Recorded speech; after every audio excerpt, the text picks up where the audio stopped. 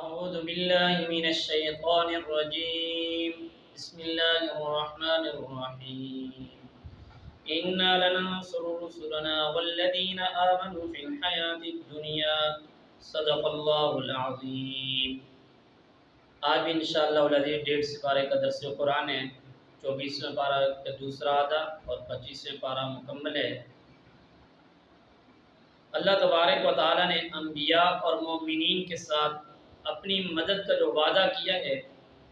کہ اللہ تبارک و تعالیٰ کی ذات دنیا میں بھی اور آخرت میں بھی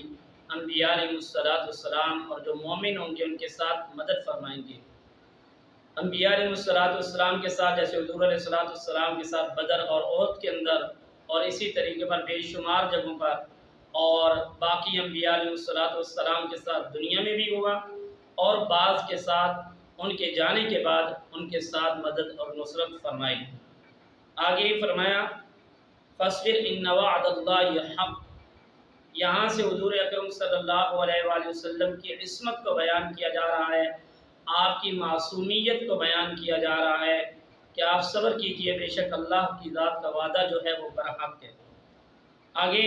اللہ الذی جعل لکم اللیل والنہار لتسکنوا فیہ، یہاں سے اللہ تبارک و تعالیٰ کی ذات اپنے انعامات انسان کو بتا رہی ہیں کہ اللہ وہ ذات ہے جس نے تمہارے لیے رات کو اور دن کو بنایا۔ رات اللہ تبارک و تعالیٰ نے تمہارے لیے سکون کی بنائی ہے،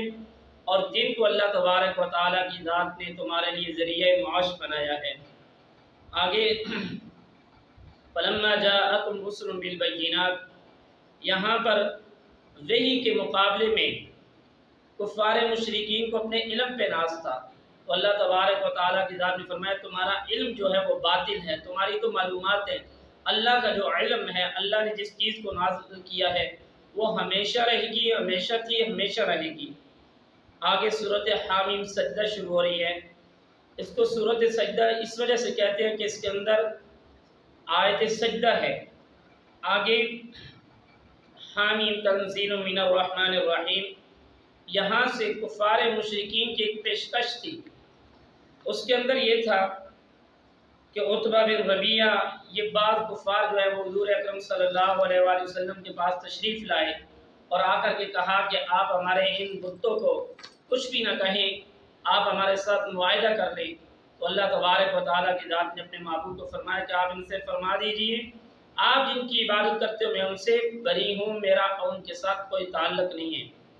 آگے وقالوا قلوبنا فی اکنۃ مما تدعونا الیہ، یہاں سے مشرکین کی ضد کو بیان کیا جا رہا ہے۔ نبی کریم صلی اللہ علیہ وآلہ وسلم جب ان کو قرآن سناتے، اسلام کی دعوت دیتے، توحید کی دعوت دیتے، تو وہ کہتے یہ جو کچھ آپ پڑھ رہے ہیں نا اس پر ہمارے دل پر پردہ ہے، ہمیں یہ چیز سمجھ نہیں آتی ہے، ہم اس کو ماننے کے لیے تیار نہیں ہیں۔ آگے اللہ تبارک و تعالیٰ کی ذات نے فرمایا فَأَمَّا عَادٌ فَاسْتَكْبَرُوا فِي الْأَرْضِ بِغَيْرِ الْحَقِّ، یہاں سے کفار کو تنبیہ کی جا رہی ہے تم کیا چیز ہو، تم سے پہلے والی قوم عاد، قوم سمود کی بستیاں دیکھ لو، وہ تو آپ سے طاقت میں بھی زیادہ تھے، وہ تو بہت طاقت میں تھے، اللہ تبارک و تعالیٰ نے ان کو ملیہ میٹ کر دیا، تمہاری کیا حیثیت ہے۔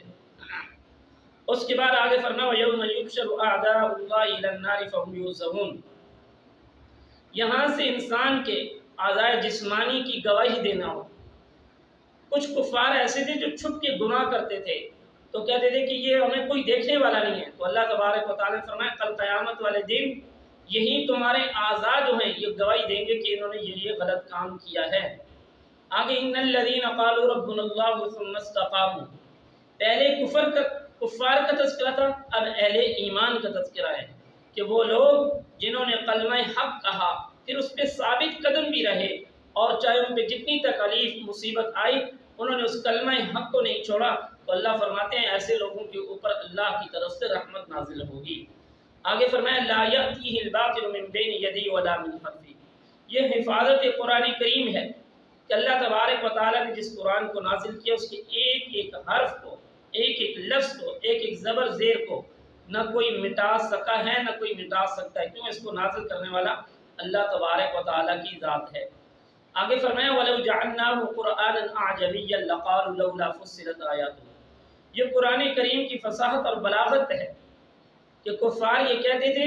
آپ تو ٹھیک ہیں، حضور کو کہتے تھے آپ تو ٹھیک ہیں، لیکن آپ پہ جو کتاب اتری ہے، یہ جس کتاب کا آپ کہہ رہے ہیں، ہم اس کو ماننے کے لیے تیار نہیں ہیں، ہمیں کیسے پتہ چلے گا؟ تو اللہ تبارک و تعالیٰ کی ذات نے فرمایا دیکھنے والا اور نہ دیکھنے والا برابر نہیں ہو سکتے، تمہارے اندر یہ چیز ہے نہیں کہ تم نے ایمان لانا ہے، تمہارے اندر ضد اور ہٹ درمی موجود ہے۔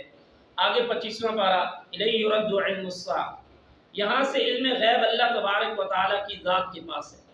کیا مطلب؟ وہ سوال کرتے ہیں کہ قیامت کب آئے گی، قیامت کب برپا ہوگی؟ تو اللہ نے فرمایا اس کا علم اللہ کے پاس ہے۔ جس طریقے پر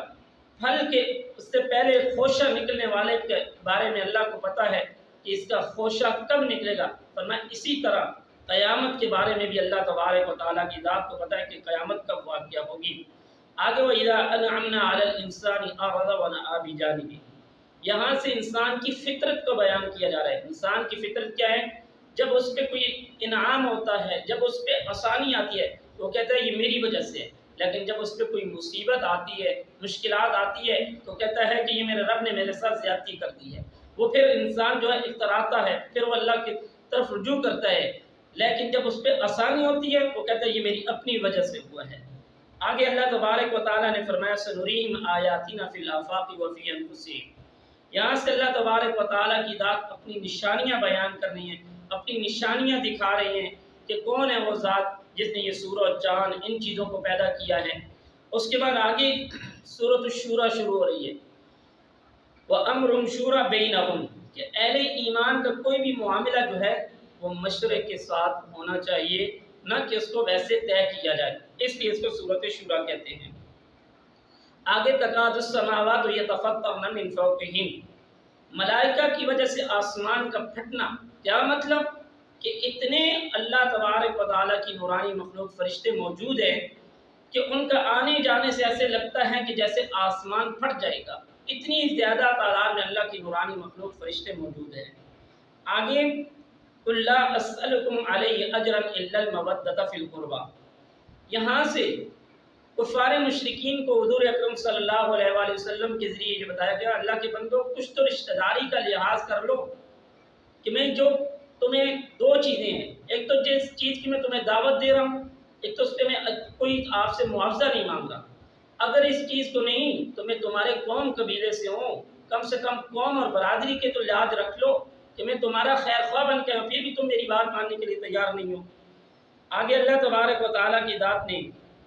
وَلِلَّهِ مُلْكُ السَّمَاوَاتِ وَالْأَرْضِ، اللہ تعالیٰ کی ذات خالق ہے، صرف اللہ کی ذات خالق ہے کہ اللہ تبارک و تعالیٰ نے آسمان کو پیدا کیا، زمین کو پیدا کیا، جو اللہ تبارک و تعالیٰ نے چاہا اللہ نے اس کو پیدا کیا، تو خالقیت اور مالکیت کو کی ذات کو نے ایک اللہ کی ذات ہے۔ آگے فرمایا وَمَا كَانَ لِبَشَرٍ أَن يُكَلِّمَهُ اللَّهُ إِلَّا وَحْيًا أَوْ مِن وَرَاءِ حِجَابٍ، اللہ تعالیٰ کا انسان سے ہم کلام ہونا کا طریقہ کیا تھا؟ وہ حضور اکرم صلی اللہ علیہ وآلہ وسلم سے کہتے تھے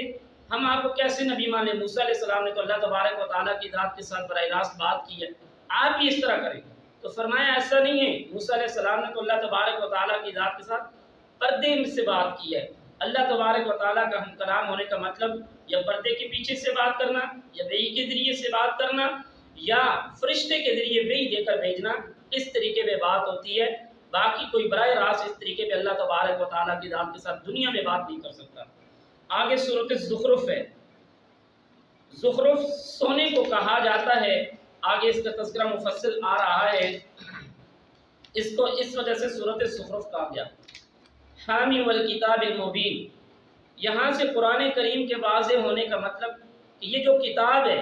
یہ اللہ تبارک و تعالیٰ کی طرف سے کتاب ہے، یہ واضح کتاب ہے، اس میں کوئی شک اور شبہ نہیں ہے، کوئی تردد نہیں ہے،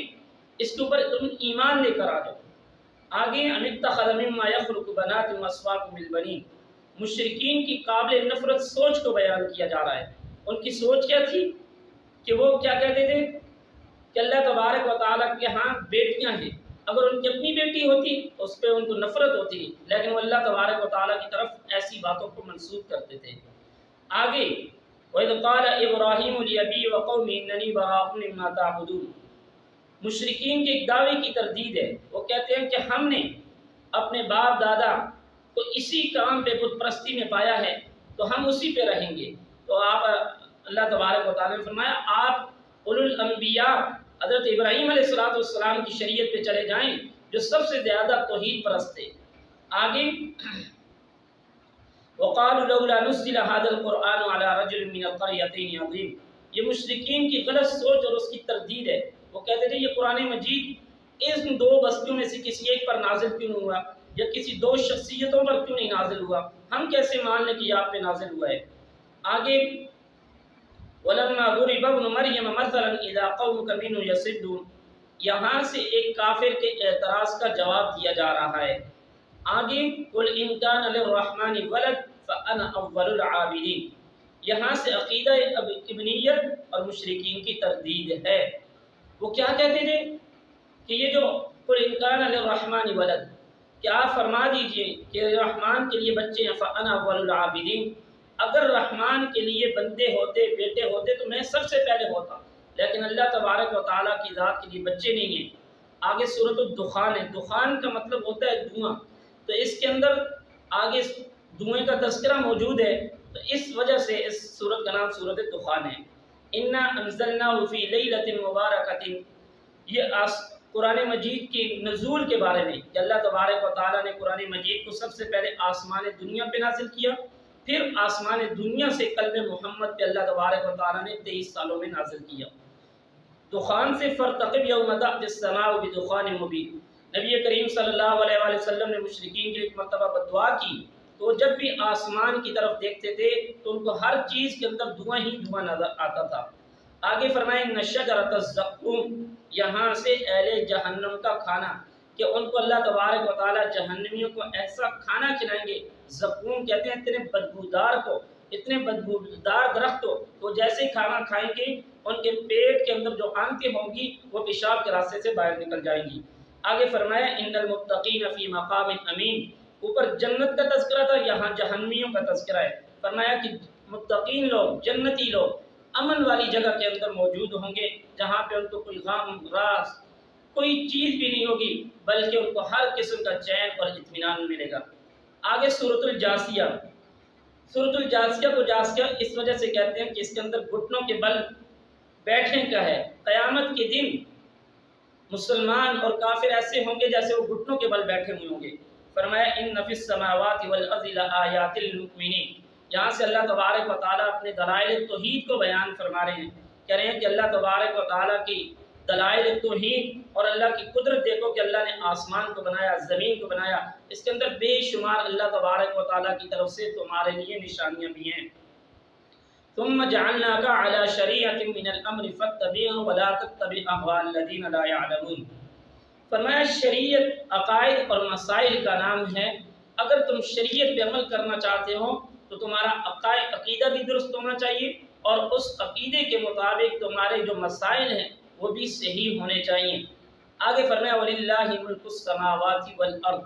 یہاں سے قیامت کی ہولناکیوں کو بیان کیا جا رہا ہے کہ قیامت کتنی زیادہ سخت ہوگی، ہر انسان کی ایسی حالت ہوگی جو اس کو بالکل لاپرواہ کر کے رکھ دے گی۔ قیامت کا اتنا سخت دن ہوگا کہ انسان حیران ہو جائے گا کہ یہ کیا دن ہو گیا ہے۔ اس لیے اللہ تبارک و تعالیٰ کے آگے انسان کو قیامت اور